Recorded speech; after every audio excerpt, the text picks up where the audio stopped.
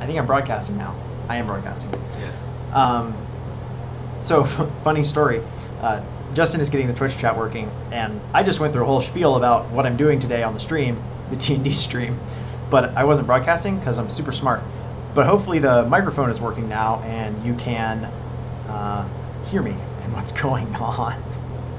I'll jump in the stream chat in just a second. So the short of it is we're unable to stream D&D today because our streaming room isn't available to us. The room we usually see us playing in is the only room we can play in. It's where all the equipment is set up, et cetera, et cetera.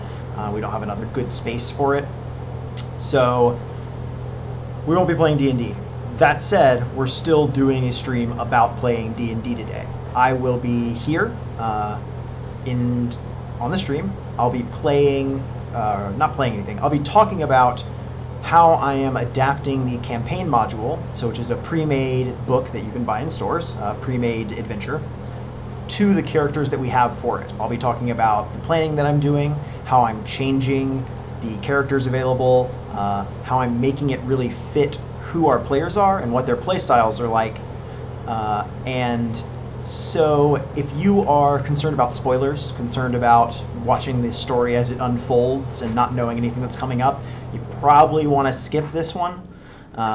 If you're, Paul, Justin, Greg Tito, or Janelle Bonanno, then you should definitely skip this because spoilers. But if you are interested in the art and science of game mastering, if you want to know what that's like and you want to know how that plays out, then I totally suggest hanging around. I'm in the stream chat now.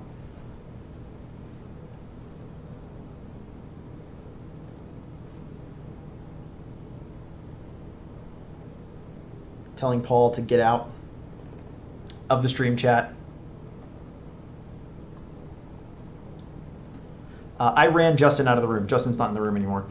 Anyways, if one of them watches the stream, it's probably not the worst thing in the world. They're just going to know some of the stuff that's coming up and what it's like. I trust them to not metagame too hard. They're all experienced players, and they know to not be totally egregious with their game style.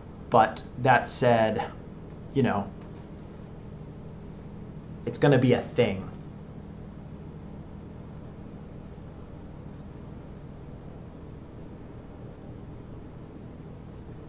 Justin is professional enough to deal with this. I don't trust Paul very much, and I definitely don't trust Janelle. Thankfully, for the exact same reason that we can't use our streaming room to play today, Janelle went home. Miserably, there's some work being done in our building, and the streaming room smells intensely of plumber's epoxy, which is a kind of glue, and presumably, I bet if you hang out in there for a while, we'll get you super high, but instead, we'll probably just make us all faint, because it'll get really hot and then it'll smell like epoxy and we'll get ultra stoned and then we'll all fall over with permanent brain injuries. So we're not streaming us playing the game. We're streaming me doing some prep work and talking about the campaign instead.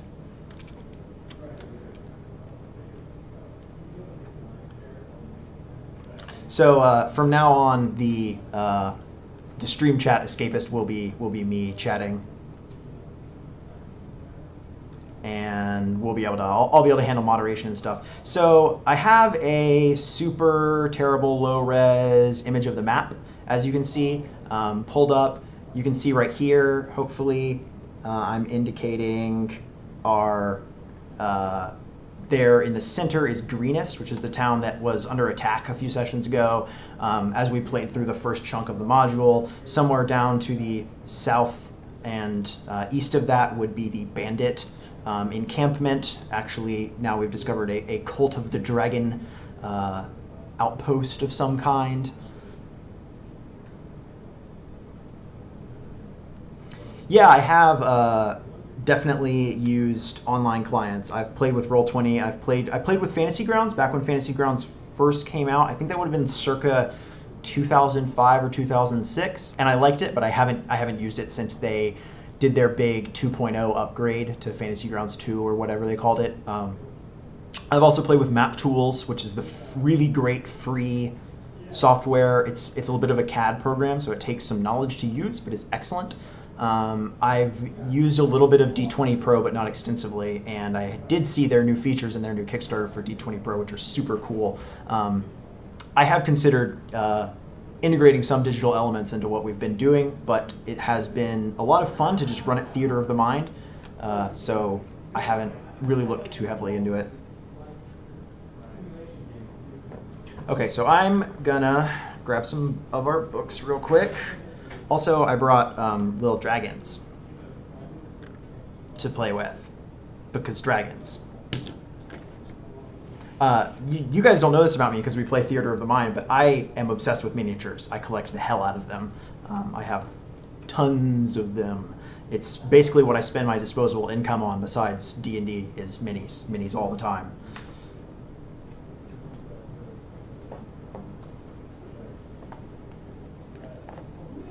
So the first step, I think, for this is going to be really adjusting what our expectations are, what I can get out of this module. Thankfully, the party gave us, or gave me as the DM, a lot of leeway with what I'm doing. I have the capability to really get a lot of mileage out of the characters because we have several hybrids, which is a huge bonus, right? We have the Bard, which has healing, and we have the Cleric, which has healing, but he's a War Cleric, so he's tanky. And we even have Paul's Ranger, who will also have healing spells starting, I think now that they're second level, he's got a couple spells. Or maybe next level, but he'll have access to cure spells as well. So with 3 healers in the party, I can really hammer them with combat encounters and not feel bad about it. Also, what's great is we have 2 characters who have picked up a bunch of useful social skills. We have Greg's Bard, who has insight, and he has persuasion, and we have Janelle's Fighter, who has picked up because of her criminal background, which hasn't come up too much yet, but she has the background criminal.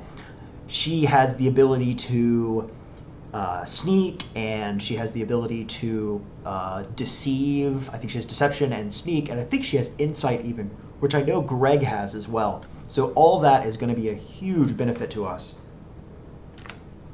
And I'm really quite excited about having that stuff available to me all the time.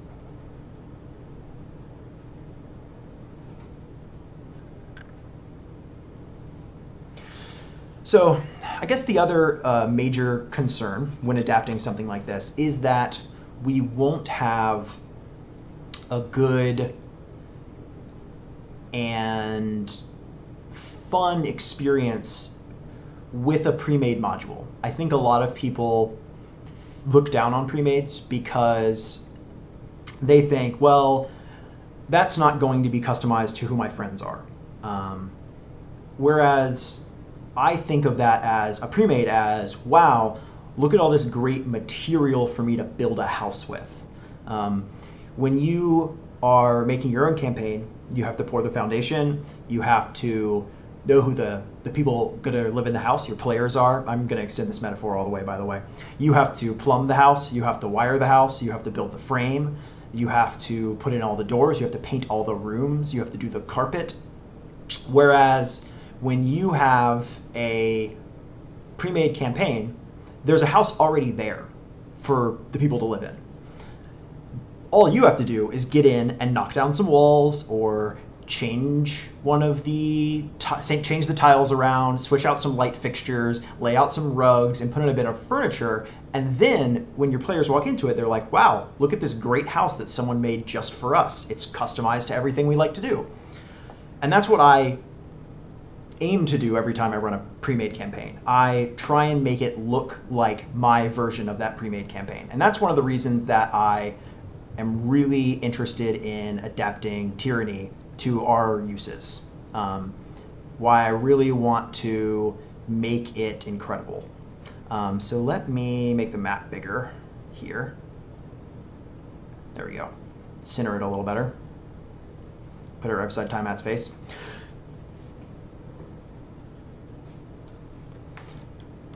So, oh yeah, Ringerig, I wish I had the character sheets digitized to show you guys. That would have been really useful. Sorry to say I don't, though. I might be able to go and get them in a little while. So I think one of the major factors is understanding the geography of the game, where your characters are from and who they are. So you can see here that we have the southern Sword Coast, and if we zoom out, you can see the entire Sword Coast. This is the theater in which our entire adventure will take place, in which this long campaign will happen. We've started here down in the south at the town of Greenest. We have then, from there, right now, our players have traveled southeast into the green fields, into a rough country of hills and mesas. They don't know it yet, but they may see their adventure as a localized affair at the moment, but it's not. It's actually a rollicking action-adventure journey, kind of Indiana Jones style, across the entire Sword Coast. Which is why when we were doing character creation, I really explicitly tried to...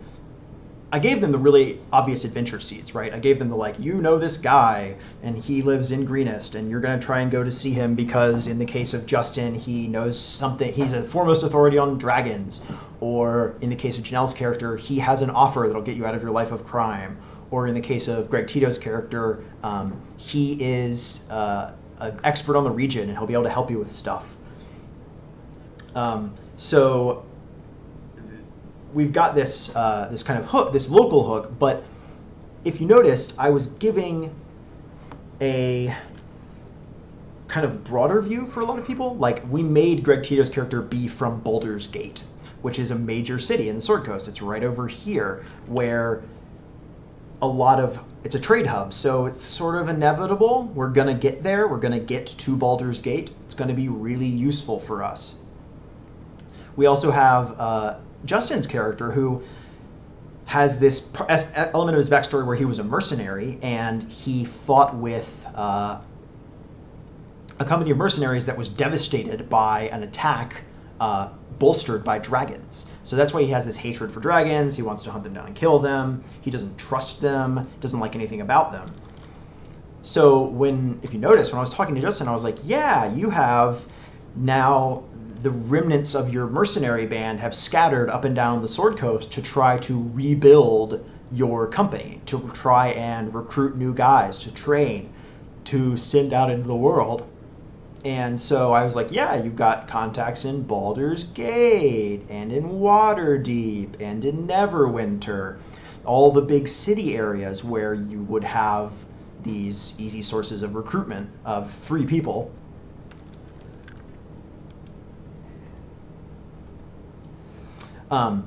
So when we are looking at those kinds of elements, we want the obvious hook to be there. Like, we want to signal where the campaign might go. And that's what I was trying to do. I was trying to tell everyone, like, yeah, we're going places, we're doing things with this. But I didn't want to give away too much of the plot. But I was clear, right? And that's really important, I think, as a DM, is to be really clear with your players. This is where we're going. This is what we're gonna do. We are going to get a major element of travel, and we're going to have an important and useful conversation about where this campaign might go, and also where it's kind of eligible to go, so that your players don't get these weird expectations. Like, Greg originally wanted to play a theater manager, and he wanted to be based out of Baldur's Gate. Well, that's a really cool character, but it's not quite the right character for this campaign. So I had this kind of back and forth negotiation of, well, I think you're going to need to be more travel-based. I think you need to be able to move around. So he adopted his original concept and changed it so that he was a traveler who wants to learn more about the art and science of being in charge of a traveling actors troupe and the theater. He wants to learn about the region and discover new plays and things like that. Whereas Justin's character, the traveling hook is built in. Paul's character is a bounty hunter. Obviously the hook is right there. And Janelle's character, she's kind of on the run from her life of crime. The hook is obvious. We didn't have to do too much adapting or asking people to change there.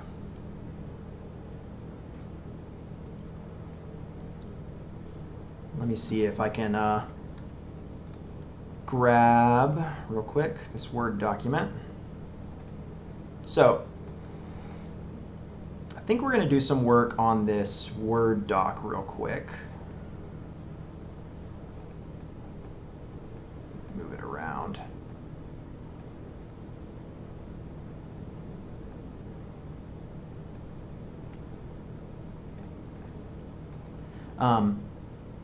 So one of our major concerns is going to be making the stock non-player characters from this campaign interesting for our players. We want to be sure that they are useful and that our players have a reason to care about them. So our adventure had a really good first hook built in. It had Leosin Erlanthar, who was this wandering monk who knows a lot about dragons, and our players don't know too much about who he is and what he does, but they do have a hook, a reason to find him. He's this foremost authority, he is a warrior, and he's their kind of person, basically. They sympathize with who he is and what he does for plenty of reasons. Now, there's a real question, which is, beyond Leosin, why should the players care once the story really kicks off?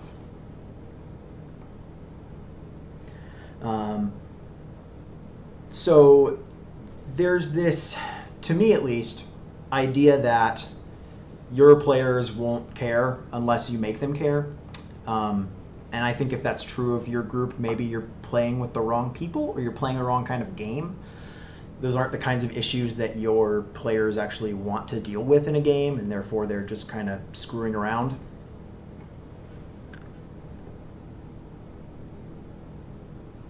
But I want the characters to feel like their backgrounds follow them, their pasts are important. At the same time, I want them to focus on the interesting part of the game. Like, there's a reason we're not playing the part of the game where Janelle was a thief. There's a reason we're not playing the kind of game where Tito's character runs a theater, because the interesting part of these characters' life stories is the part where they fight dragons and get rich. So we want those things to matter, but we won't want them to be overbearing. They are a seasoning that adds to the soup of the game, not a dominating presence, not a crushing. They're not the bread of the sandwich. They're the mayonnaise, if you like mayonnaise. They're the mustard. I'm all kinds of into the metaphors today, the extended metaphors. If you can't tell, I'm all about it. So when we are working on these kinds of things, we want a balance of working in hooks that we know will interest the players and hooks that will cater to their backgrounds. So, without further rambling and ado, I think we're going to jump right into it. If you're just now joining us, I'm John Bolding. I am the tabletop editor at escapistmagazine.com. And normally on Thursdays, this is the spot where we stream Dungeons & Dragons live, but because of circumstances beyond our control, we're not streaming D&D this week, but I am streaming some of my Dungeon Masters campaign preparation and talking about how I'm going to fit our characters better into the pre-made module we're playing, which is the first module for 5th edition D&D, which is Horde of the Dragon Queen. Right there.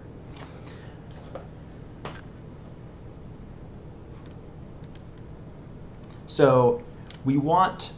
We're working on customization. We're changing how the world works. We're twisting around what is and is not good about the universe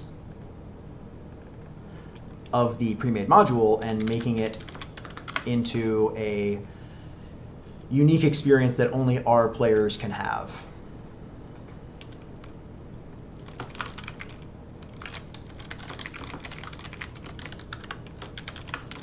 I'm going to send a tweet real quick.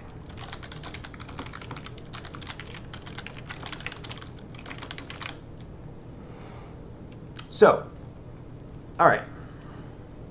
Let's talk about who we have. Who is our campaign, right? We have, specifically, let's think about this. We have Paul, we have Tito, we have Janelle, and we have Justin. Paul's character is Holton Dune, who is a retired bounty hunter, not a retired bounty hunter, an active bounty hunter. He has that grumbly voice for the character that makes me think that Holt is old when he's not, like old and grizzled, like a Solid Snake-ish kind of character. That's what I always think, but I know it's not true. Holt is an active bounty hunter with a sort of on the run from his past, and that past includes including his grandfather's links to the mysterious group known as the Cult of the Dragon. He has trained himself in the ways of hunting and infiltrating the cult. He is lawful good.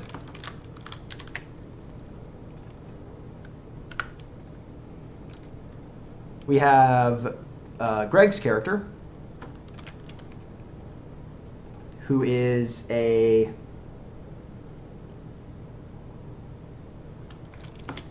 bard. I'm going to add a ranger. Who is a bard, capable of really sort of strange feats of magic. He's not sure about, but he's just learned this kind of magical music is in his blood, and he's good at it. He has a great desire to interact with the world. So he has a serious and very interesting connection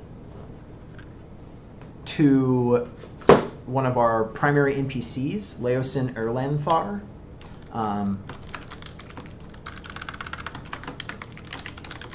And he wants to learn about the cultures of the Sword Coast that are unlike his own.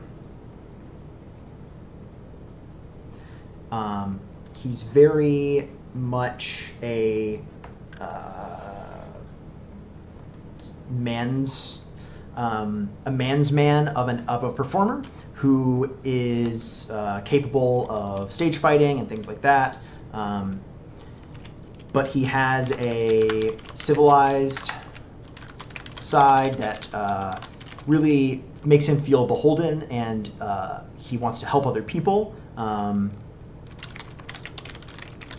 And he commands this powerful magic that he doesn't understand very well. And as a DM, when I hear a player say, like, I have blank skill that I do not understand well, that's like alarm bells and red flags.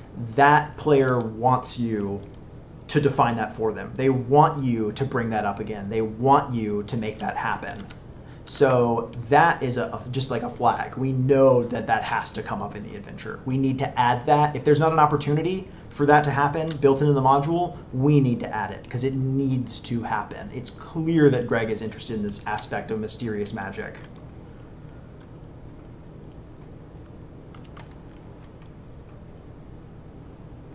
Janelle is a fighter, but she's going to go into Eldritch Knight. And we talked a little bit earlier about the idea of all the hybrid characters we've got going.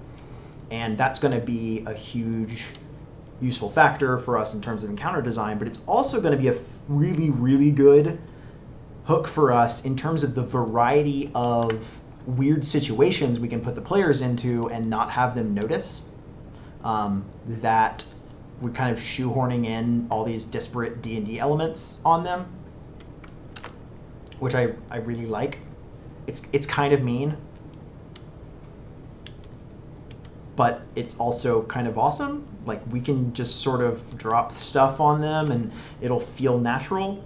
So because Janelle's character is going to get arcane spellcasting, she is a former criminal, now a warrior, now a traveling warrior, on the run from her past, trying to stay alive and find a way out of crime, out of the way of the cycle of crime. She's also going to learn magic at some point,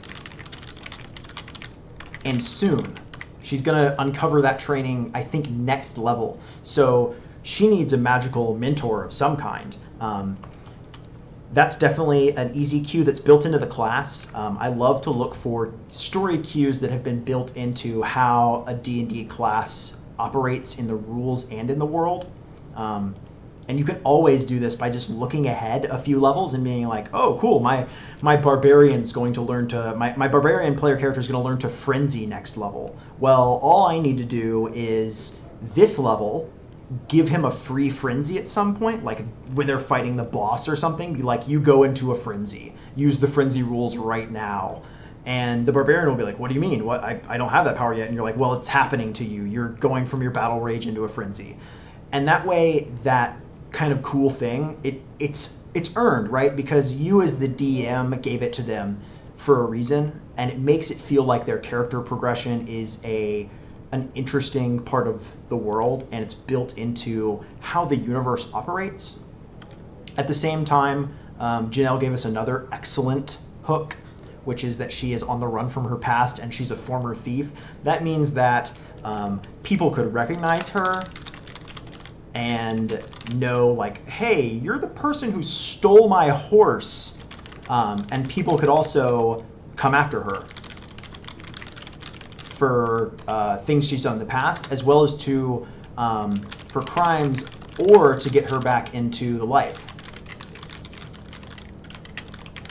Those are both superb hooks that we have access to.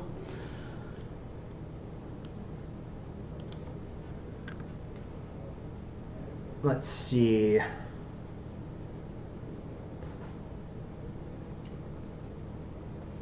We also have Justin's character, who is, now, Justin's character is, and I'm going to be perfectly honest, like, this is Frank right here. Justin's character is the worst character for any of us to work with on this, because it's an easy stereotype, like the former mercenary who's now an adventurer. It's pretty straightforward. It's an obvious character. It's sort of the, like, grizzled action movie protagonist of role-playing games. Like, of course, Bruce Willis is in this movie. Of course, there's a former mercenary in the party. But we have Justin's cleric, which is, however, a great hook. Clerics are one of the most useful characters to have in your campaign. Just having that cleric around is going to be a superbly useful tool, because gods are two things. Gods are mysterious and annoying. Gods want you to do weird stuff for dumb reasons, and they will not tell you why. religion is such a useful tool, and when a character volunteers, like literally volunteers to get sent on holy quests by their deity by choosing cleric or paladin, it's like they are a player character piñata, and the piñata like comes with an aluminum baseball bat.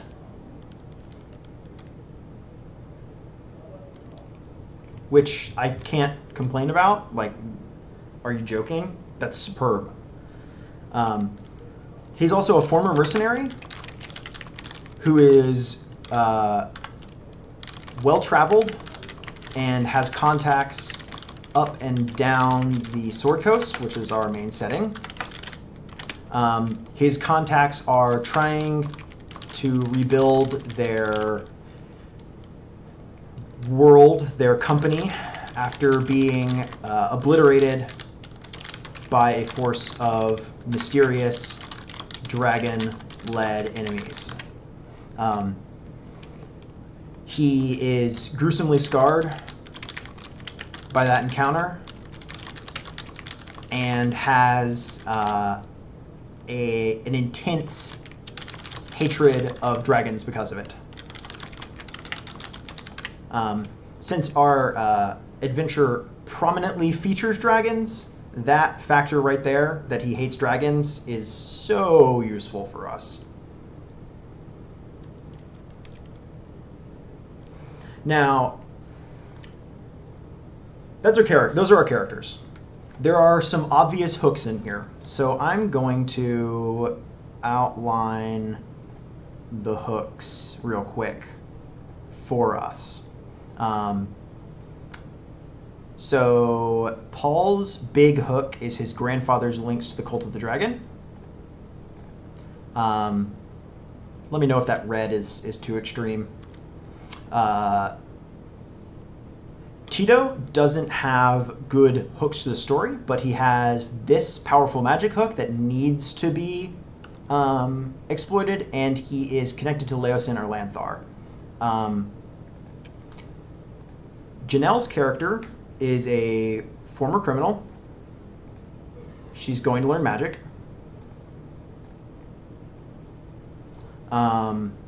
We also have, not included here, her connection to Leosin. She knows that Leosin or Lanthar can get her out of her life of crime.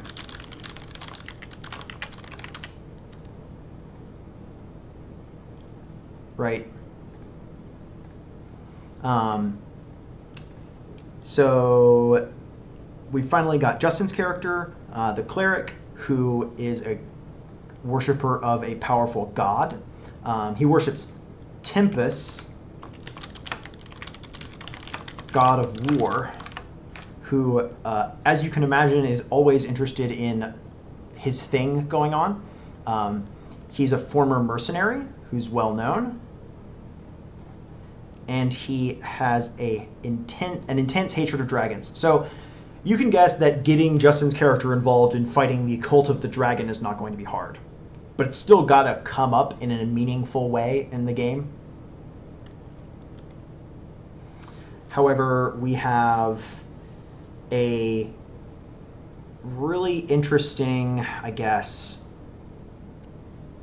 dynamic among the party. And it's something that all four characters have in their backstory, which I love, right? Every one of these characters has a mystery available to them. So if you look, Paul's character has his mysterious links, right? I've just made Christmas. I'm so sorry. I'm undoing those colors. I never meant to do that to you. Nah. I mean, I could just do that. Anyways, I'm not going to mess around with highlighting anymore. Paul's character has the unknown link that his grandfather had, right? He doesn't know what that is. Tito's character has powerful magic he doesn't understand. Janelle's character has a former criminal background about which we do not know that much. And Justin's character has this mystery where these dragon-led enemies appeared at an unrelated conflict and wiped them out. All 4 of these things can be tied together, and I want to do that. So let's start a list of questions. And I love to just list questions in things that ongoing mysteries, things that need to be solved. And they don't necessarily have to be plot-related things. They can be anything to do with the game itself. So my first problem for my list of questions is going to be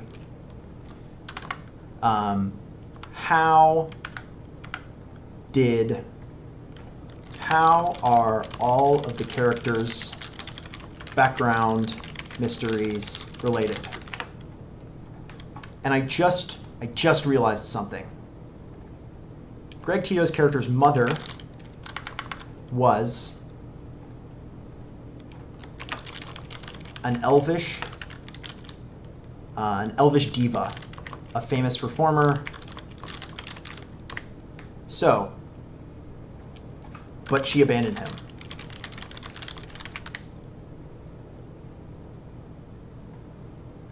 Which is totally actually the interesting mystery, right? In his background. So we are going to totally use that. And we are going to use it soon. Because elves live a long time.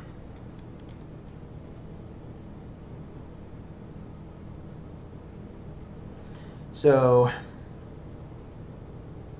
I think that one of our principal hooks has got to be, beyond saving this town and doing a little bit of mercenary work, what is going to motivate all 4 of our players to join the quest that's going to come up? So how do we motivate the players to get involved in the quest? And that's the hardest question, because that's not going to come up, that's not going to be resolved until we can resolve it during play. You're going to, any DM is going to run into these sorts of problems when you're playing D&D. It just sort of is the way the world is. You're always going to see these surprise issues. And I think this is what paralyzes a lot of people about dungeon mastering. They start to look at what their campaign is going to look like, and they see all the different ways that something could go, and then they panic. So I would like to demystify that by just saying you don't answer those questions. You just let them get answered. But what you try to do is think of the ways in which you can subtly nudge the story towards an interesting conclusion, towards how to use the content you already have planned. Because a lot of people's great fear in D&D is when the players, quote, go off the rails with it, which in an adventuring campaign like this, where the players are going to cover a lot of distance and be guessing about what the opponents are up to, we're gonna run into that eventually. Eventually the players are gonna decide, oh, we need to go back to Waterdeep, when they just absolutely shouldn't be going in Waterdeep. And one of the primary ways of doing that is by saying that, is by making sure you liberally sprinkle clues everywhere. For the same reason that in a movie, the characters always find the clue that moves the story forward. And if they don't, it's because it's more interesting for them not to find the clue. You need to make that happen in your D&D game. You are both the writer and director of the D&D game. You need to be sure that the plot beats get hit. That is way easier than a lot of people make it out to be. But it also requires some improv skill, and that's why I absolutely just encourage everyone who likes to play D&D to watch improv, do improv stuff, improv acting I mean. Go watch old episodes of Whose Line It Is It Anyway, and watch how actors take cues off of each other and also laugh your ass off because that's a great show. So we will circle back to the question of how do we motivate the players to get involved in the quest. That's gonna come up later. But let's go ahead and start sprinkling in some links into the campaign that are places we think are a good area to bring up some of these mysteries. Now, I'm pretty familiar with the adventure that we're playing, so I'm going to bring up, at this point, now is the truly like spoilers-tastic part of this stream. I'm just going to start talking about stuff that just hasn't happened yet in the adventure and won't happen for possibly weeks now, but it's going to happen. So if you were holding out being like, oh, this isn't too spoilery, now's the spoilery part. Prepare yourselves. Okay, so our players are down here in the southern Sword Coast around the town of Greenest. They're currently walking in to infiltrate a Cult of the Dragon camp based around a big horseshoe-shaped plateau. It totally is a Cult of the Dragon camp, and they are going to need to find the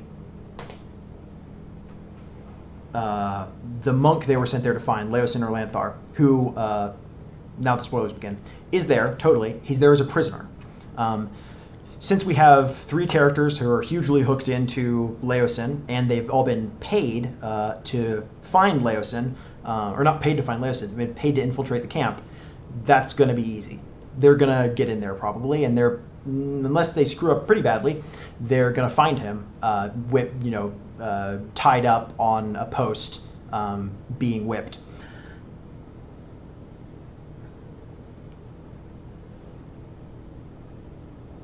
I'm going to check the chat real quick, see what's going on.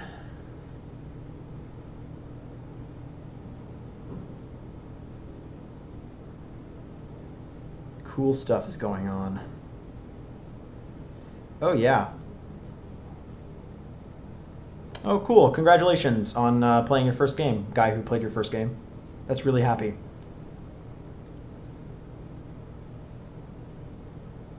I like that a lot.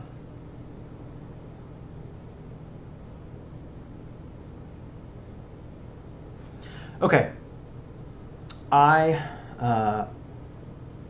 Being whipped by Greg Tito's elven mother. No, that's a little bit much, I think. I think that's definitely a little bit much. Though I do not mean to say that that level of high melodrama is a bad choice by any means. I actually totally encourage it, because especially if you like to play shorter term games, like if you're playing a game and you're only going to play 5 sessions, play it up. Like every episode should be like a soap opera. It should be like the Young and the Restless. Like everyone should be everyone's like aunt's cousin, and if someone gets murdered, it's totally your dad who murdered them or the king. Like just pump the stakes up, blow the lid off the thing, because that's what makes it memorable. Because real life is full of more bizarre coincidences than you actually think it is.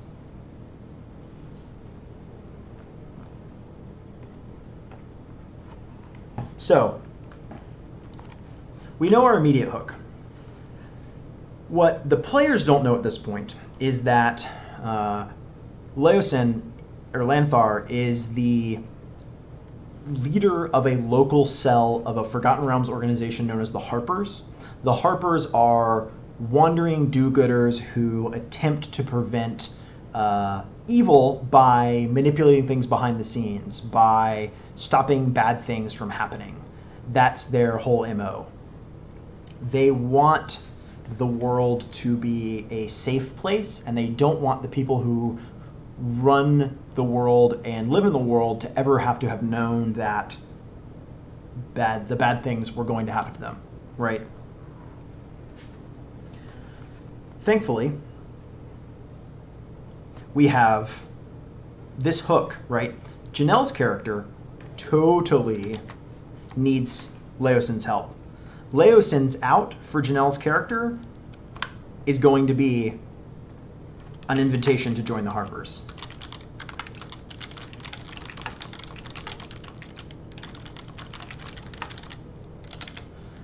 He is happy to make her a provisional Harper, right, if she will agree to do good with her life. She is chaotic good, right?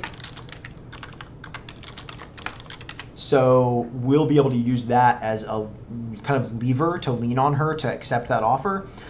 If she doesn't, I think that he is a good person and will offer her the redemption she seeks anyways, but it will essentially be in the form of working for the Harpers anyway.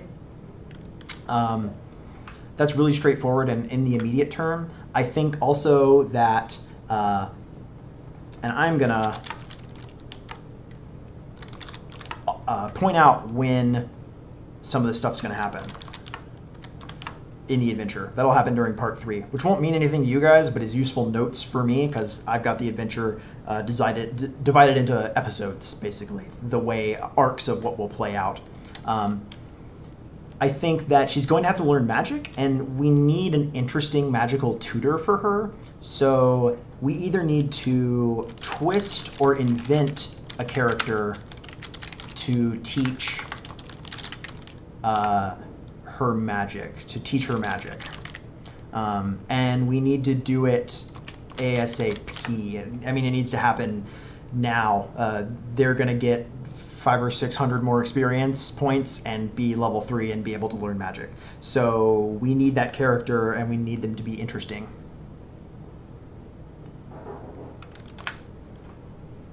We need an interesting callback to her life of crime in the form of an ally.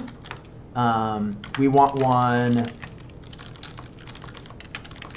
in the form of, I don't think it's interesting to try and twist one of the cultists into being involved with her life of crime, but I think it will be more interesting to twist another character into basically a frenemy, and it's a word, I'm going to use it, a frenemy from her life of crime, like someone who was a competitor,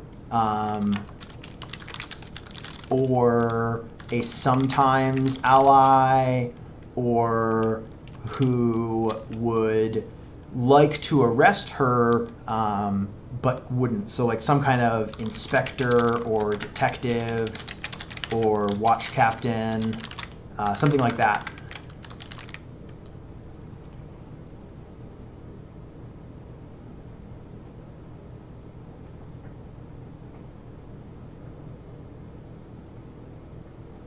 No, so 5th edition D&D doesn't have any prestige classes, so the Harper as a class doesn't exist anymore. Any kind of benefits you would give them from that would come as feats, and we might design a special feat for the characters to take based around joining the Harpers. I think that Greg Tito's character will almost definitely join the Harpers. They're what he's all about, and he's the kind of person they recruit.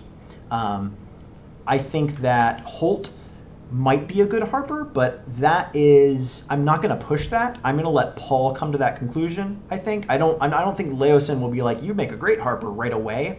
I think that Leosin would let him demonstrate himself and decide to join on his own. But since Leosin is a half-elf, he will probably want to invite Tito's character to join the Harpers for that exact reason. They're both half-elves. They have that kinship. I'm going to unselect questions down there. Label that.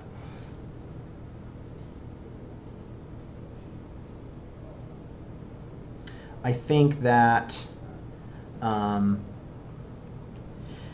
Devdeed Squire, I would use the magic as a kind of like explosion, like she has the magical powers and they release themselves, but since she's going to be using wizard spells, it needs to be actually as a result of study and like natural aptitude that she's able to use the magic, not innate ability, if that makes sense. If she were like a sorcerer or a bard, then it would be more interesting.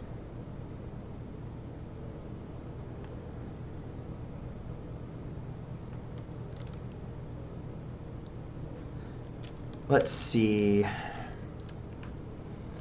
We definitely want all those things for Janelle's character. I think we're good there. We have obvious hooks. We have Tito's character. So he has this mysterious magic that needs to come up. Where did it come from? And what is it? Why can he use the magic of music and performance so easily? He didn't have to study and train for it. He just is naturally talented in it. His performing abilities just turned into magic one day, basically. We definitely want to know about that. And he has this elvish mother who should definitely be involved, but maybe not personally. I'm not so sure that I just want to be like, and your mother is there. Because we have the kind of slow burn, long campaign game that we're playing, we have a lot of time to get there. And I'd rather, since there's a part 2 to this campaign that's not been released yet, I think I might want to save that elvish mother's involvement for later on. I think that it would be more interesting if she showed up personally at a later date. So we'll figure out a hook there. I'm gonna think on it for a while, but I'm happy to leave the question there, obviously. Let's see, Paul's character. So there's some really obvious ones. He's needs to meet someone who knew his grandfather. Has to happen. He's from near Waterdeep, so we know that much. We need him to, he's got this mysterious cover, he kind of knows how to infiltrate the cult, so he needs easy opportunities to flex his cult power, as it were, and he's also got this life of being a bounty hunter to draw on, so he's shown that he wants to do that. So we need a definite, we need a bounty for him to bring in at some point, just to make it obvious, and we need a callback to his former life, his former career as a hunter.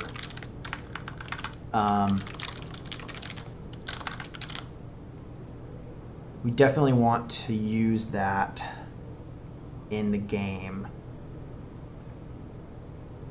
We also have Justin's character, who is, again, maybe the hardest character to easily fit in. We want to have, we want to solve the mystery of why he was attacked by dragons. He and his crew, his company, were attacked by dragons, but I think that's the kind of event that's of such a great scale that we won't be able to easily fit it into these lower level modules. So that's something we might have to defer until the second adventure as well. But we want to drop hints as to why he was attacked and who was behind it. Which was totally the Cult of the Dragon, right? It has to be. And it has to be for some reason unrelated to the choices of he and his compatriots, right? Like something that was sort of out of their control, and so the attack by the cult was vindictive, basically. I know, you don't know, but I know that the cult itself is based out of the Sunset Mountains, and this dot on the map here, the Well of Dragons, will be where the climax of the entire campaign takes place. But the player characters will be a very long way from the Well of Dragons by the time they discover that that is happening. So we definitely know that up here north of the well is totally where Justin's army was. The army Justin was involved with was fighting the horde of orcs when dragons attacked. That is gonna be and has to be where that was going down. So there was this risk of discovery, basically, and I think that's why the cult went after them. So we want to sprinkle hints like that the cult was responsible for the downfall. We need, as well, for Justin's character, an involvement with an entanglement of some kind with his former mercenary life. I think that will be an interesting tension to play off of, and I also kind of want to drop some like real human drama on Justin's character and watch him squirm a little bit, because he's this kind of like stalwart type. I'm really interested in seeing that get screwed with. I also would like to see a little more dramatic role playing out of Justin right now. He's got good heroic role playing, like being the character that he is, but I want to like twist him a little. That sounds really mean, and that's sort of because it is.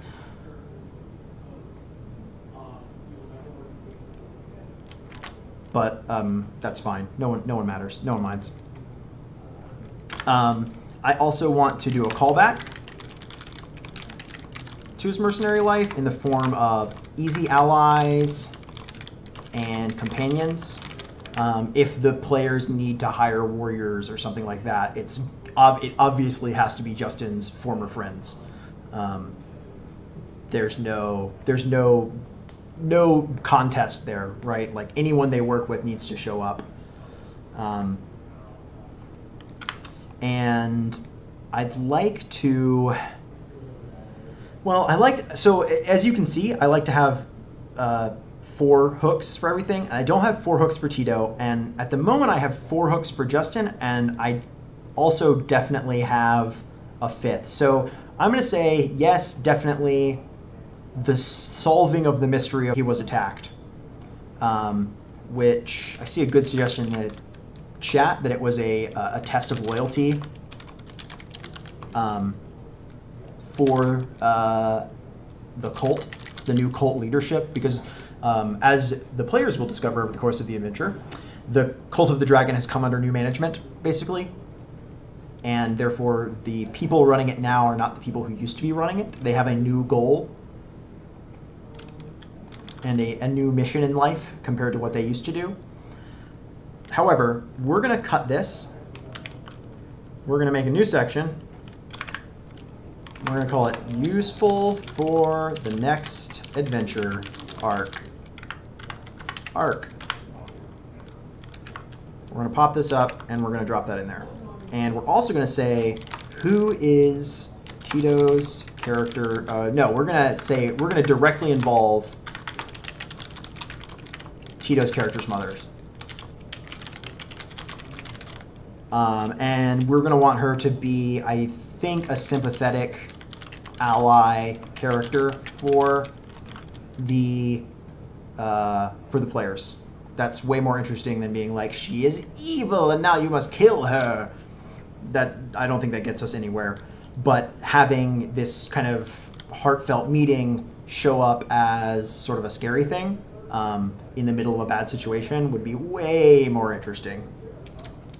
So we need a 4th hook for Justin's character. We've got this, the gods are mysterious and annoying. I think we need to find a way to directly involve Tempus and Tempus's followers in the campaign arc. And we need to do it this time. Like, we need to do it these adventures. Just because that is such a gimme on the part of a player when they're like, I want to be a cleric, like, and this is my god. You're like, all right, you've sworn loyal to an immensely powerful, very demanding being, and go. So we have Tito's character. We need another hook. We definitely need another hook. I want to do something interesting. I'm going to see if the chat has given me any awesome ideas here. Let's see.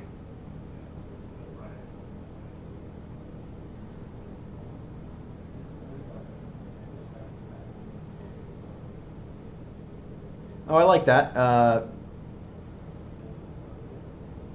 Oh yeah, kind of a more interesting. It's kind of a Ringarig that's kind of a twist, like the Shakespeare Secret Diary idea is kind of a twist on the mysterious magic hook.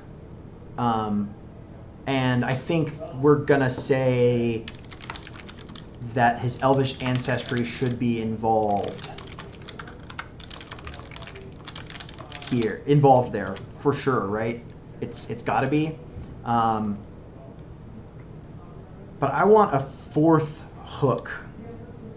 I want a fourth hook for Tito, and I'm not sure yet what it's going to be. So we're going to leave that blank.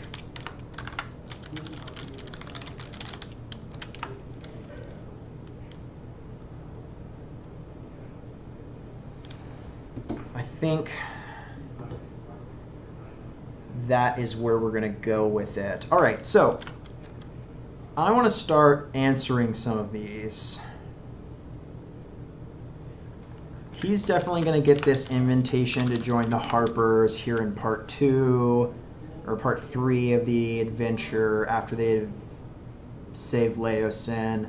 I know that there's going to be a representative from the Order of the Gauntlet. I'll do that real quick. Okay, so there's going to be a rep from the Order of the Gauntlet in part 3 as well. Actually, part 4. I'm going to check the adventure real quick. The Order of the Gauntlet are these like traveling knights who they do what the Harpers do, but they do it directly. They do it by gathering up an army of mercenaries and smashing the opponent to bits. They do it by recruiting kings and lords to contribute an army. They're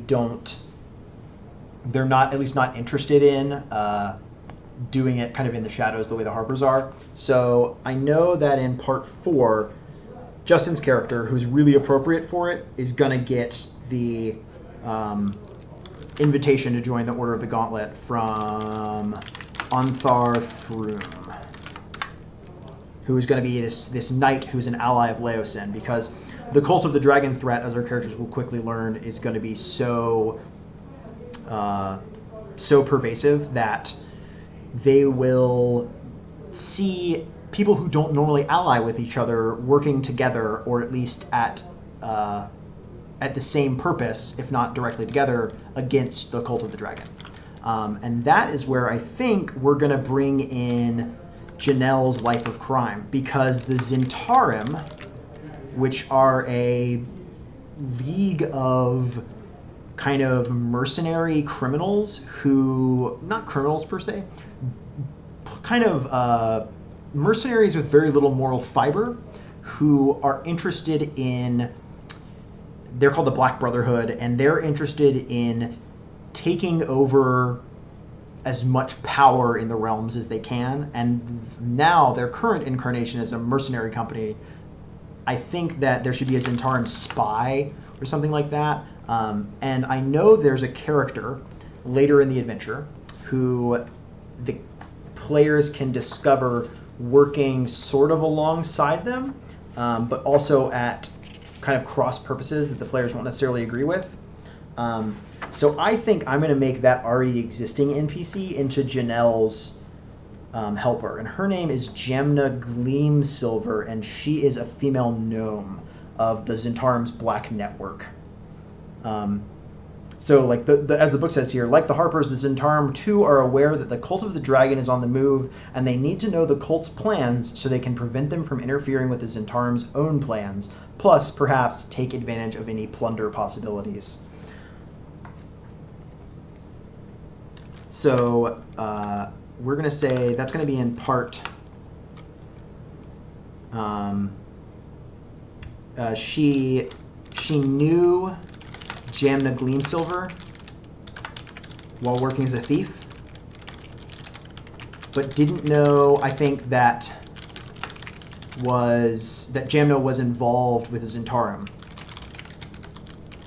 She just thought she was a well-connected kind of burglar of some kind, right? So I want to have that Jamna angle fit in. And we're going to see that in part 4 as well, which is kind of an on-the-road segment that will see the players traveling north to El Terrell, down the river to Baldur's Gate, and then north all the way to Waterdeep. So they'll pass through several interesting places. They'll have a long period of time to talk with Jamna, that NPC, and for that character to sort of be someone who works alongside Janelle's character for a while, so they can kind of butt heads with Janelle, who's trying to be like, no, I don't want to do this anymore, or who will kind of fall back into her old ways and be reminded of her new obligations and her life goals by the other characters. I think that will be good fodder for inter-character conflict and drama, and I sort of trust them not to take it too far, so hopefully that'll be good. I also think that it'll be interesting. We're deviating from the campaign script a little bit there because the campaign wants Jamna Gleensilver to be this sort of mysterious figure that the players think might be an enemy or maybe an ally, and they don't trust her. Whereas I think it's more interesting if Janelle's character just knows right away, like, she's not trustworthy, but recognizes her. Instead of the players having to kind of lightfoot around what's going on, Janelle's character will be like, I know who that is. And this is, maybe we shouldn't be involved with her, or maybe we should. I can't decide.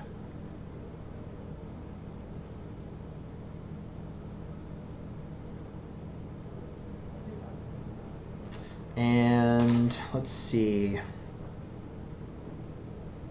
Hopefully you guys maybe are thinking of any good ideas over here. Let's find out.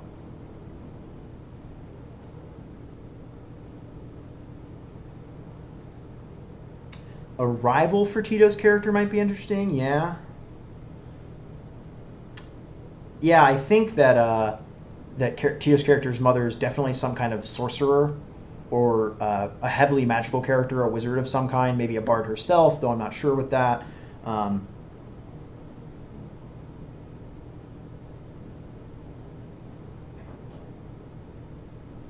Tito's character does have proficiency already with crafting tools, so he can already build stages and things like that, which is an interesting twist.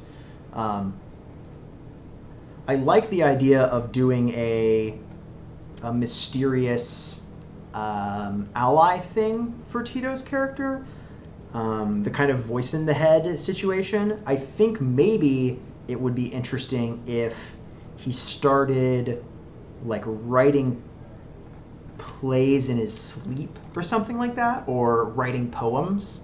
And that'll be a lot of work on my part, but it'll be really satisfying to be like, hey, you wake up with a quill in your hand and this is what you've written. So that's really smart. I like this. I like where we're going with that.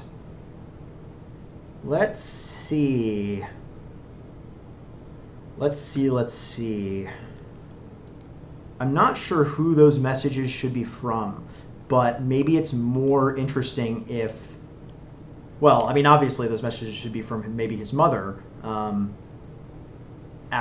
Almost definitely, right? Like, so his magic, so his character's magic probably came from his elvish sorcerer, bard, fey, warlock. Oh, there you go. Oh, so Tito's character's mother was an elf who pledged her soul to a fey lord of some kind. His mother who pledged herself to a powerful fairy in return for beauty and youth. Yeah. So, and what she pledged was, you can do something to my firstborn child. And that's why she left him. She left him because of the guilt of signing away his life to the Fae. I hope I'm still around. I got dropped briefly on this end.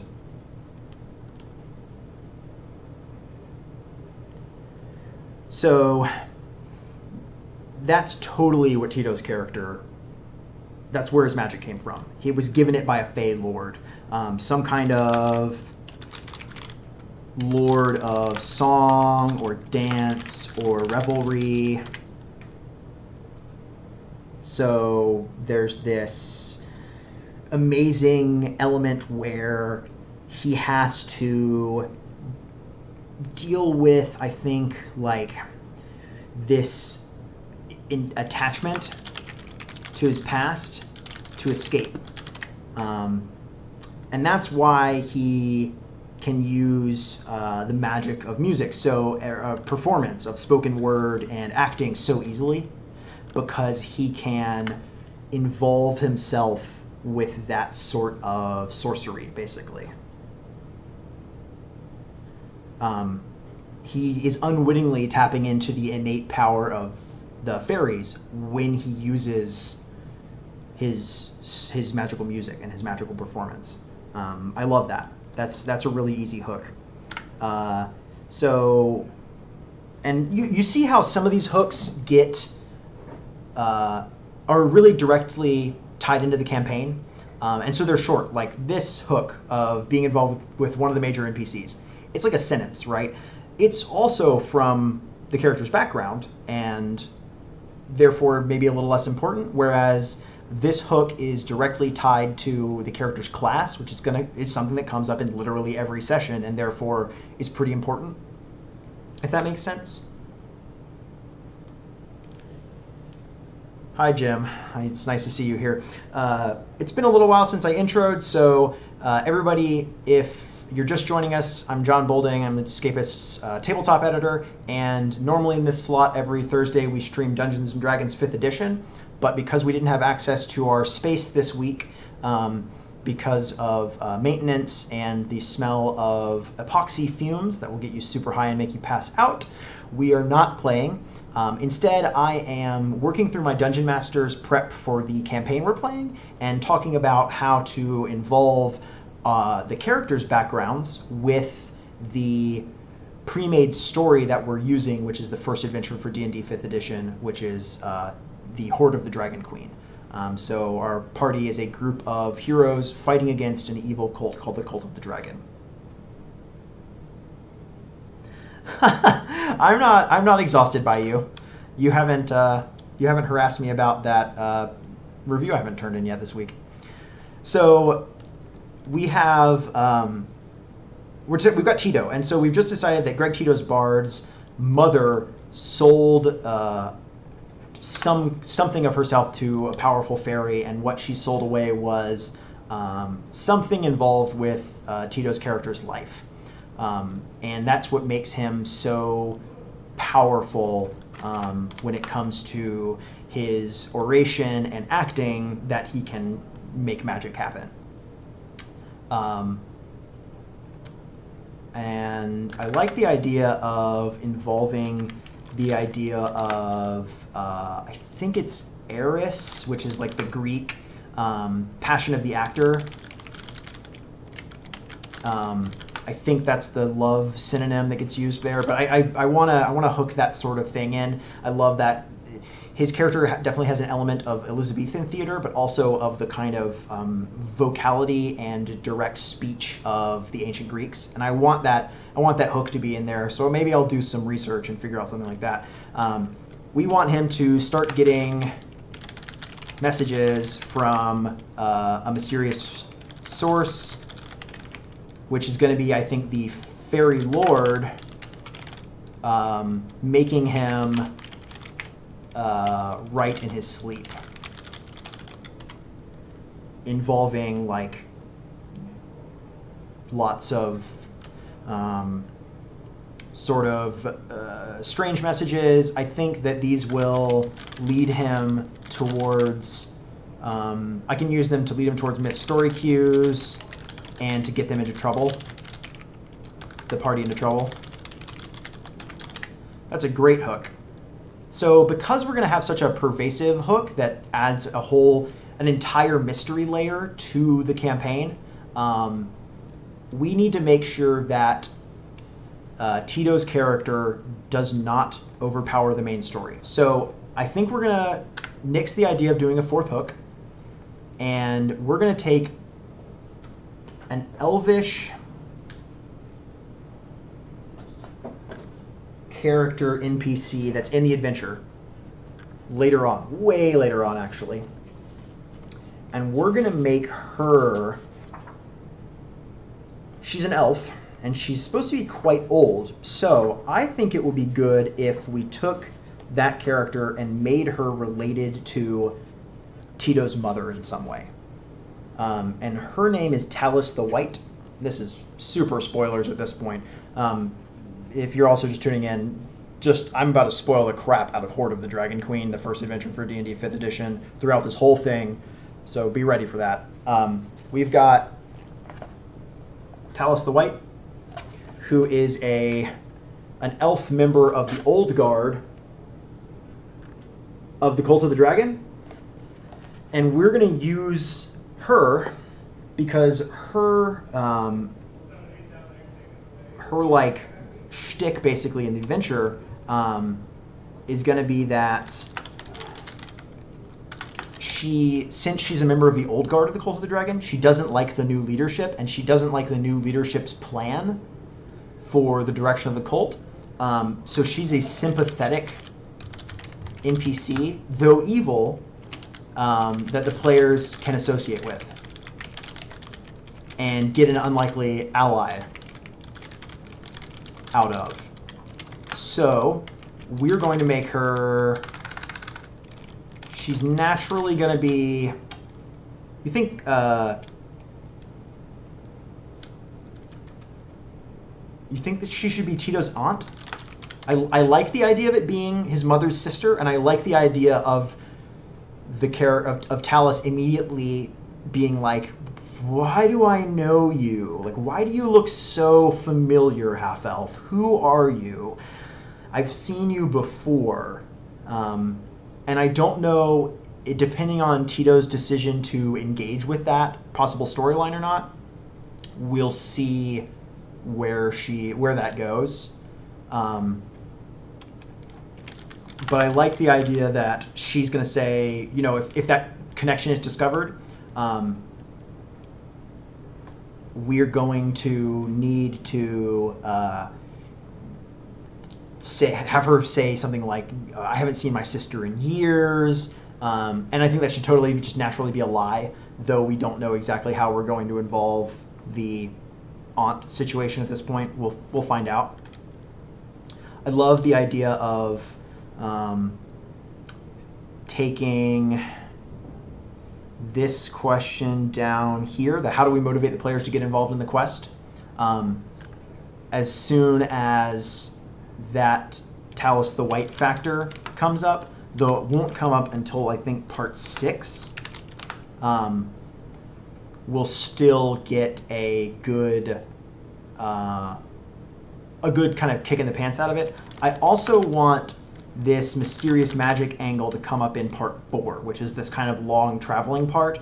And there's an incident that can happen on the road during that part involving a golden stag, which naturally we're just going to directly twist into a partial manifestation of this powerful fairy lord that Tito's character is going to be entangled with. And I when I say fairy lord, he's going to be powerful, I think, sort of beyond the power scale of the characters in this campaign. But I think he's going to be a good character because Tito's mother's character is going to be good. So she's going to be involved with these good fae. Though good fae, for me at least, I love the old Celtic myths. So a good fae is still a super dangerous thing that will make bad bargains with you for its own personal gain all the time, and is, you know, perfectly happy to do so in order to kind of get what it wants from you. Yeah, and I think she should hint towards fae involvement.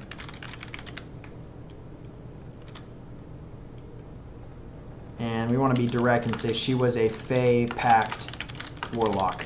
Very, very directly, like that is what she was.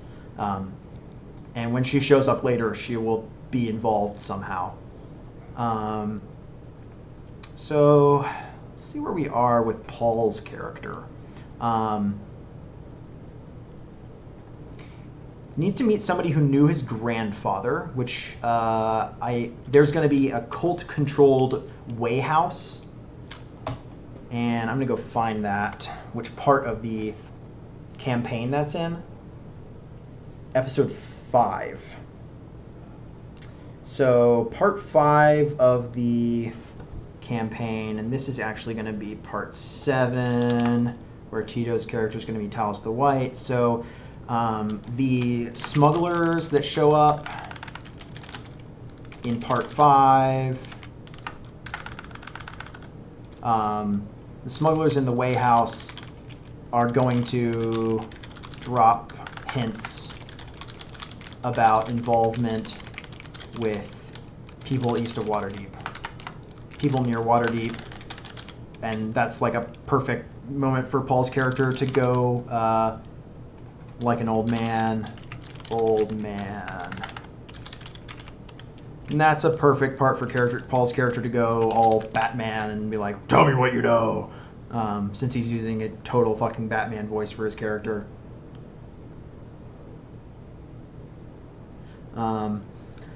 Let's see. Maybe we can get a good, like, twist with his cult power, where we can... Oh, I love that. Yeah. So his grandfather would introduce himself the same way as Holt would. That's a perfect twist, Dev. So when he is flexing his cult capability, I think we want that to be in parts part 6 probably. So part 6 is going to be this part with, I think that he is going to have heard of the Swamp Castle, Neritar, which the players have to go to in part 6. And he's going to know of it as the base for cult power in the north of the Sword Coast. It's where they're gathering a ton of treasure to take to the Queen of Dragons, which I won't spoil too much about that part, but that is going to come up, and so it's going to be important. And he's going to know a bit about how to infiltrate it. Because that part can go really poorly. I think it's sort of a poorly balanced part of the adventure. So I think giving them that extra oomph of just being like, he knows a couple of the signs and his cult personality will have been involved with people who are there, so that he doesn't have to worry too much about it. We need a bounty for him to bring in. I think that it'll be most interesting if we can get some kind of twist involving who the bounty is on. It would be cool if we know that the bounty is on like a character that's untouchable to them for a while. So I'm gonna think about that for a moment. And I want this callback to his former career as a bounty hunter. I'm not sure what the best way to do it is. I think that there should be some moment of recognition where he gets easy help. Oh, so they have to get hired as caravan guards in part 4, and the person hiring them should have worked with Holt before. And we want that to be somewhere really interesting. We want that to be a character that maybe is not the best ally, but would work with them in a pinch. So I'm going to look through some of these NPCs. We have a male human merchant who's vulgar. Maybe this is actually perfect. We've got a guy who's a lawyer with bad practice. The merchants are good, right? Because merchants totally would hire bounty hunters to get back someone who refused to pay for justice. I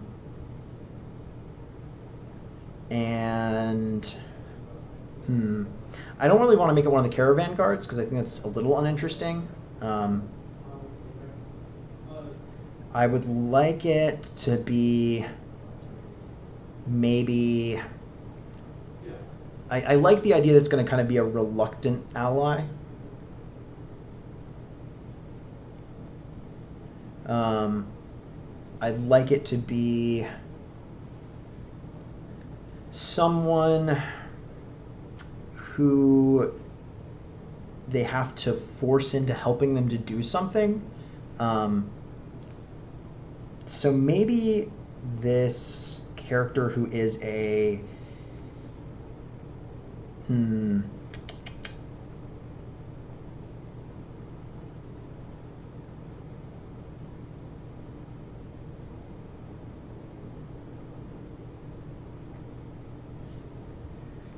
Where do we go with it?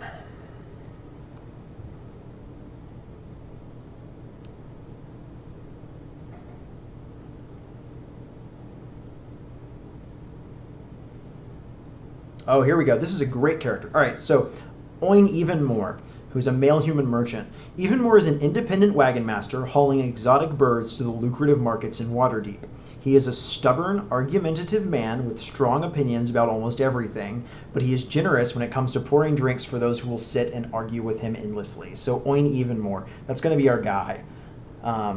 He's worked with him. He's worked with... Holt has worked with Oin Evenmore.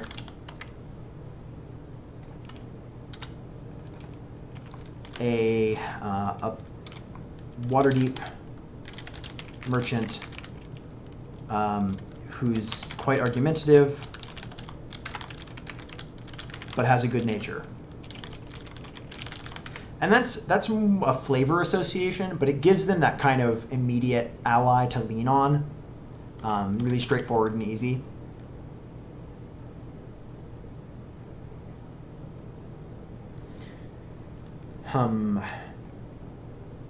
We still need a bounty for Paul's character to bring in. And I want that to be later on. I appreciate the suggestion by you in the chat for it to be someone like Janelle or Tito's character's evil aunt, but I don't want to introduce too many elements of inter-party conflict. These are all players who are sort of prone to it and would do it if there was a good reason for them to fight, and I don't want to encourage that. So I'd rather have it be someone sort of surprising. So there's this wizard character that shows up in part 4 and carries through until part 6 or 7 even. And I think it would be more interesting if that was a known wanted character. But I'm gonna have to twist him. His name is Asbara Jos, who's a red wizard of Thay, who are nasty customers if you know about the Forgotten Realms, into a wanted man with a bounty on his head, or a known associate of someone with an even bigger bounty, because there's another Red Wizard character later on. So I'd like that to come up. I'm going to find the name of that character. And I think maybe that's where I want it to be. Yeah, his name is Rathmodar. So that this way, Holt wants to follow Joss instead of capture him, in hopes of Joss leading them to an even bigger score. I think we will... That feels a little railroady. Like, we're just gonna be like, here's your character. Here, like, you know this guy's an associate of some other guy. But I think that leaves a lot of good room for interpretation for Paul to be like, maybe we should take this guy down, or maybe we shouldn't. That's the sort of thing that I'm gonna immediately prepare like a little handout or sheet about, and that'll come up in part 4 and require a handout. We also should add that this requires consistent handouts for Tito's magical fairy messages. Something I can give them so that I don't just dump a bunch of exposition all at once.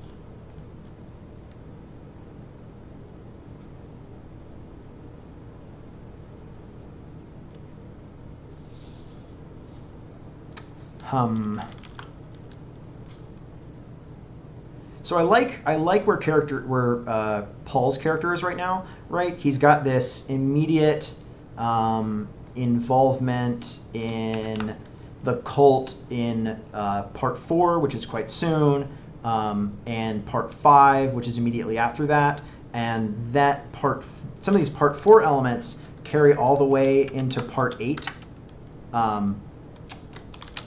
which I really like as kind of useful twists. I also like that a bunch of Paul's immediate hooks are going to pop up as soon as they start traveling north past Waterdeep, which is really cool because that's where his character is from. That is his character's association with the world. So it's like as soon as they're on his home turf, he knows everyone. He knows all kinds of stuff. He's met these people before. He knows what's going on. I think that'll be good. And I also like that this Asbara Jost connection is going to carry all the way through to the end of the adventure. Spoilers, Rathmodar is not someone I expect they'll be able to catch or kill, so he's going to show up in the adventure, the next adventure as well, which I think is a good carry through. So I'm going to add that to the useful for the next adventure arc section we have, which means that Rathmodar is a wanted man on the Sword Coast, and Holt should bring him in. And we'll make up some crime against the Lords of Waterdeep for Rathmodar to have committed, and there's some titanically unreasonable bounty on his head for some reason or another.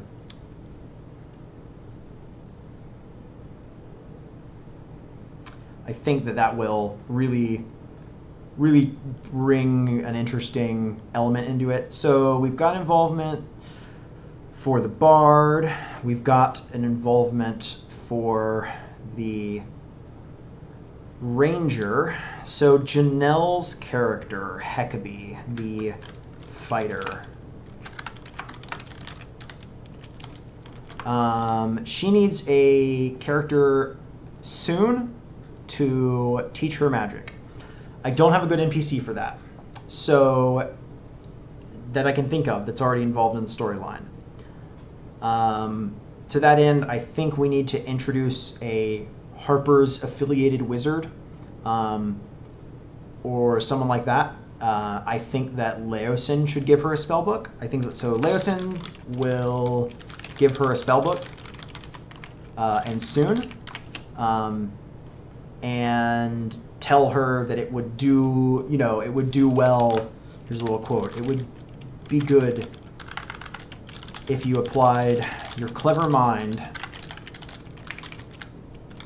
to some learning instead to learning your, okay. It would be good if you applied your clever mind and nimble fingers to learning the twists of incantation instead of the twists of a lockpick.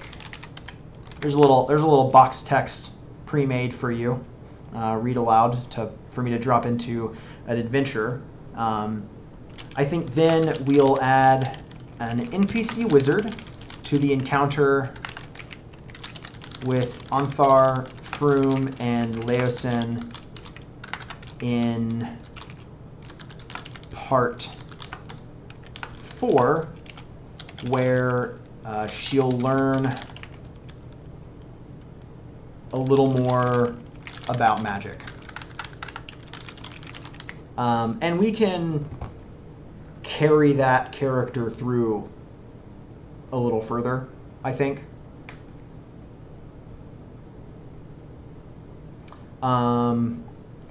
I really liked the idea that you guys had, and this is my favorite part. I call it from whole cloth. It's stuff that I just want to add to the campaign entirely. There's no reason. So in part 4, the journey on the road, I want to substitute an encounter with a magical theater, probably Fae, that traps the characters within a strange sub-reality. And that's the kind of place where, like, Hecabe's newly awakened new aptitude for magic will come into it, and Tito's Fae heritage will come into it, as will Justin's character's tie-in to Tempest, who is the kind of god that would dislike the Fae. Tie Tempest and magic, and Hecabe's magic, and also the Tito connection in.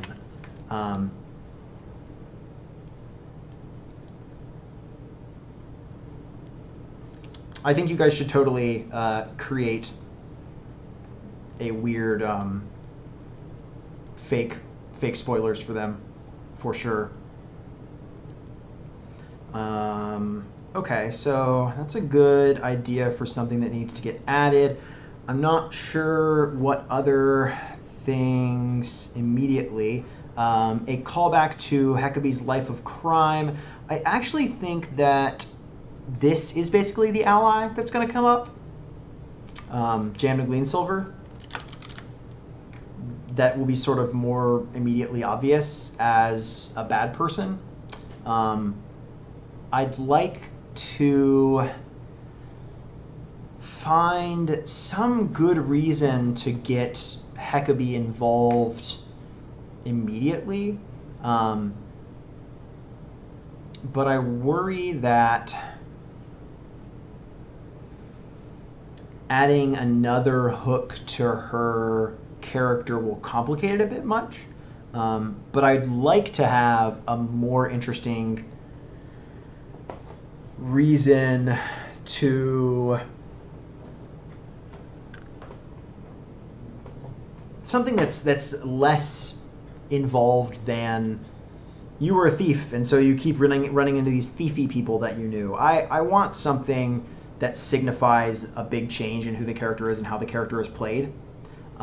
So I think that I'm going to bust out my player's handbook and look at what abilities she'll get later on and see if any of them inspire me for a plot element. So I'm going to go to the fighter, specifically to the Eldritch Knight, and see what powers Eldritch Knight gets later on in its career within the level range of the adventure, and see if any of them give me a good idea.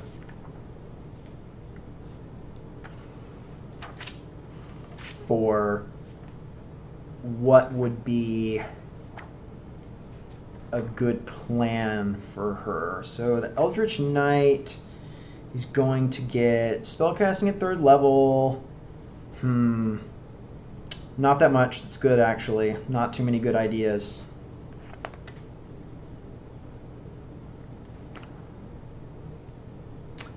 You know, maybe we should, instead of trying to tie it to the class power, we should, well,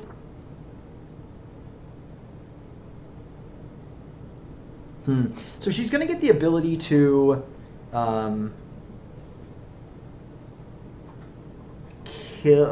cast a spell and attack at the same time eventually. It's not that interesting. But I would like some... so, you know, if she decides to be a Harper, then we'll give her... Then she'll get an opportunity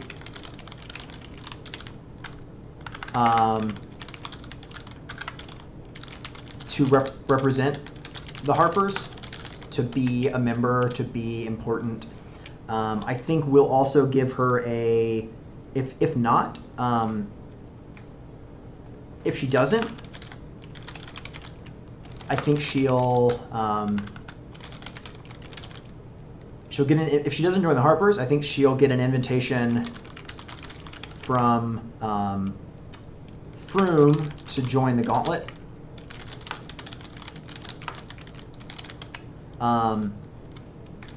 Simply because that gives us an interesting twist.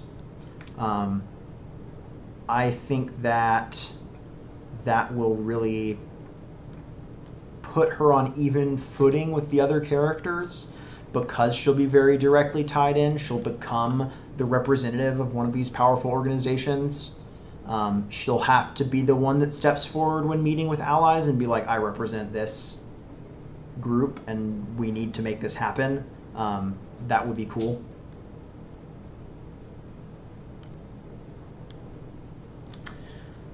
Let's see, you think Weapon Bond would be a good plot point? Let me go read Weapon Bond. I didn't really read it too hard, but let's see what we think. Weapon Bond. She can bond herself with a weapon and summon it to herself. You're thinking like some kind of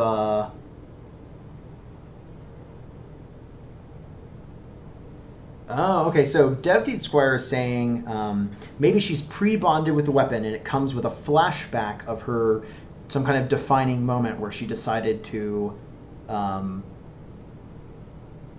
stop being a thief, right? Like a family she drove into poverty or a man she killed. So I should ask Janelle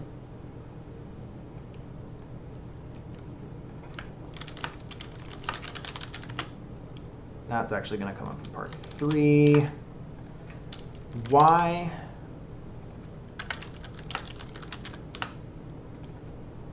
her character is turning over a new leaf. What's the defining moment? And then involve a magical weapon that shows up later in the adventure. I can't say I know an weapon. I don't know all the magic weapons that show up in this adventure by heart like I do the NPCs right now, so I'm not going to be able to come up with one right away. That has something to do with the crime.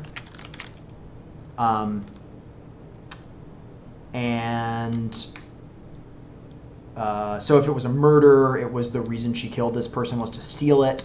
If it was a robbery, she stole it and sold it, or something like that. And the weapon somehow senses that she's become a good person, a better person, and decides to work with her. That's really cool. I love that idea because we can tie that and make the weapon unlock more powers over the course of the campaign as it trusts her more and more. And that's totally going to go and be useful for the next adventure arc. Janelle's magical weapon will have something to do with the Queen of Dragons and the renewed cult of the dragon. Either it hates them or was previously working with them. I don't know if I'll go full-on talking sword, but maybe I will. I can't say until I really get into it what is good. There is an intelligent weapon. There is a talking sword in this adventure, but I'm not sure that I want to so directly twist that. It would